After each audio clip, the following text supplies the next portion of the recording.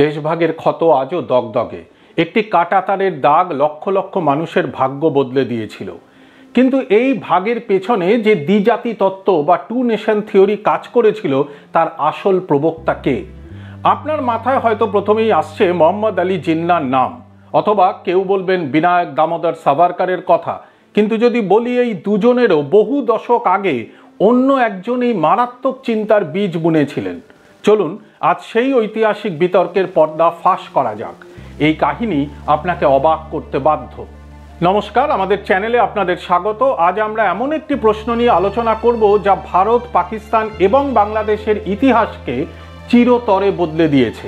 Who proposed the two nation theory? সাধারণত পাকিস্তানের জনক মোহাম্মদ আলী জিন্নাকেই এর প্রবক্তা ভাবা হয়। এটা সত্যি যে তিনি এই তত্ত্বকে রাজনৈতিকভাবে সফল করেছিলেন, কিন্তু এই চিন্তার জন্ম তার হাতে হয়নি। তাহলে কে? নামটা শুনুন, স্যার সৈয়দ আহমেদ খান। হ্যাঁ, আলিগড় মুসলিম ইউনিভার্সিটির প্রতিষ্ঠাতা। অবাক হচ্ছেন? হওয়াই স্বাভাবিক, কারণ জীবনের প্রথম দিকে স্যার সৈয়দ ছিলেন হিন্দু মুসলিম ঐক্যের একজন কট্টর সমর্থক। তিনি বলতেন হিন্দু ও মুসলমান হলো ভারতের সুন্দর মুখের দুটি চোখ। তাহলে কি এমন হলো যে তার চিন্তাধারা 180 ডিগ্রি ঘুরে গেল? সালটা ছিল 1867। হিন্দি উর্দু বিতর্ক চলছে। উত্তরপ্রদেশের হিন্দু নেতারা দাবি তুললেন ফার্সি হরফে লেখা উর্দুর বদলে দেবনাগরী হরফে লেখা হিন্দিকে সরকারি ভাষা করতে হবে। স্যার সৈয়দ উর্দুকে হিন্দু মুসলিমের মিলিত সংস্কৃতির প্রতীক মনে করতেন। এই ঘটনায় তিনি এতটাই আঘাত পান যে তিনি বুঝতে পারেন সংখ্যাগরিষ্ঠের গণতন্ত্রে মুসলিমদের সংস্কৃতি ও রাজনৈতিক স্বার্থ সুরক্ষিত থাকবে না। তিনি তার এক ব্রিটিশ বন্ধুকে বলেন, আমি নিশ্চিত যে দুটি সম্প্রদায় একসঙ্গে কোনো কাজ করতে পারবে না। ভবিষ্যতে শিক্ষিতদের কারণে এদের মধ্যে শত্রুতা দিন দিন বাড়বেই। এই ঘটনাই ছিল টার্নিং পয়েন্ট। 1880-র দশকে তিনি খোলাখুলি বলতে শুরু করেন যে ভারতে হিন্দু এবং মুসলিম দুটি আলাদা কম বা নেশন, তাদের রাজনৈতিক পথও আলাদা। কিন্তু স্যার সৈয়দ একটি আলাদা দেশ চাননি। তিনি ব্রিটিশ শাসনের অধীনে মুসলিমদের জন্য বিশেষ সুরক্ষা চেয়েছিলেন। তাহলে একটি আলাদা দেশের স্বপ্ন প্রথম কে দেখালেন? এইখানেই মঞ্চে প্রবেশ করেন কবি ও দার্শনিক আল্লামা ইকবাল। 1930 সালে মুসলিম লীগের এলাহাবাদ অধিবেশনে তিনি প্রথমবার একটি সুনির্দিষ্ট ভৌগোলিক রূপরেখা দেন।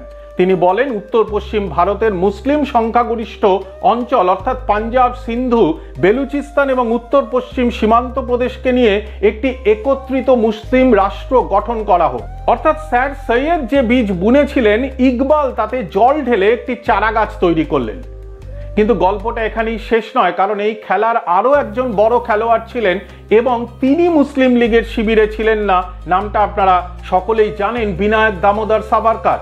অবাক করা বিষয় হলো মুসলিম লীগ আনুষ্ঠানিকভাবে দেশভাগের প্রস্তাব পাশ করার বহু আগেই সাভারকর দ্বিজাতি তত্ত্বকে প্রতিষ্ঠা দিয়েছিলেন।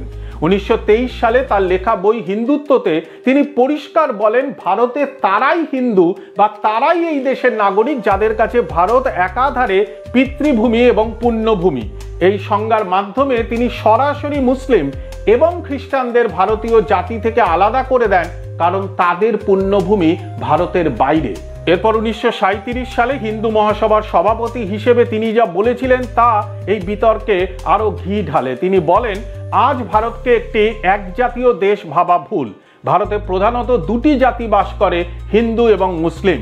ভাবুন একবার, মুসলিম লীগের লাহোর প্রস্তাব মানে 1940-এর 3 বছর আগেই একজন শীর্ষ হিন্দু নেতা ঘোষণা করছেন যে ভারতে দুটি ভিন্ন জাতি রয়েছে। সাভারকরের এই ঘোষণা জিন্নার হাতে একটি ব্রহ্মাস্ত্র তুলে দেয়। জিন্না তখন বলতে পারতেন, দেখুন আমি একা নই, হিন্দু নেতারাও মানছেন যে আমরা দুটি আলাদা জাতি। এর ফলে যা হলো, কংগ্রেসের এক দেশ এক জাতির দাবি দুর্বল হয়ে গেল। হিন্দু রাষ্ট্রের ভয় বহু মুসলিম যারা আগে ঐক্যবদ্ধ ভারতের পক্ষে ছিলেন তারাও মুসলিম লীগের দিকে ঝুঁকে পড়লেন। রাজনৈতিক ময়দান দুটি শিবিরে ভাগ হয়ে গেল, মুসলিম জাতীয়তাবাদ বনাম হিন্দু জাতীয়তাবাদ। মাঝখানের পথটাই গেল বন্ধ হয়ে। তাহলে শেষ পর্যন্ত কাহিনীটা কি দাঁড়ালো? স্যার সৈয়দ আহমেদ খান, যিনি ছিলেন এই তত্ত্বের ভাবনার জনক, তিনি প্রথম এই বীজ রোপণ করেন। আল্লামা ইকবাল তিনি ছিলেন স্বপ্নদ্রষ্টা, মানে ফিলোসফিক্যাল আর্কিটেক্ট, যিনি এই ভাবনাকে একটি রাষ্ট্রের রূপ দেন। আর দামোদর সাভারকার তিনি ছিলেন সমান্তরাল প্রবক্তা বা প্যারালাল প্রোপোনেন্ট, যিনি হিন্দু দৃষ্টিকোণ থেকে এই তত্ত্বে শিলমোহর দেন এবং বিভাজনের প্রক্রিয়াকে আরও দ্রুত করে তোলেন।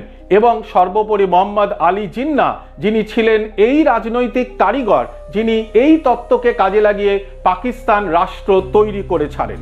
আসলে ইতিহাস কখনোই সাদা বা কালো হয় না, ধূসর হয়। দেশভাগের জন্য এককভাবে কাউকে দায়ী করা হয়তো সহজ, কিন্তু সত্যিটা তার চেয়ে অনেক বেশি জটিল। এটি ছিল বিভিন্ন নেতা, বিভিন্ন ঘটনা এবং দুটি ভিন্ন দিকে চলতে থাকা দুটি জাতীয়তাবাদের সম্মিলিত ফল। আজকের আলোচনা আপনাদের কেমন লাগলো? আপনার মতে এই বিভাজনের জন্য সবচেয়ে বেশি দায়ী কে? আপনার মতামত আমাদের কমেন্ট বক্সে জানান। ভিডিওটি ভালো লাগলে লাইক করুন, বন্ধুদের সাথে শেয়ার করুন এবং এই ধরনের ঐতিহাসিক বিশ্লেষণের জন্য আমাদের চ্যানেলটি অবশ্যই সাবস্ক্রাইব করুন। ধন্যবাদ।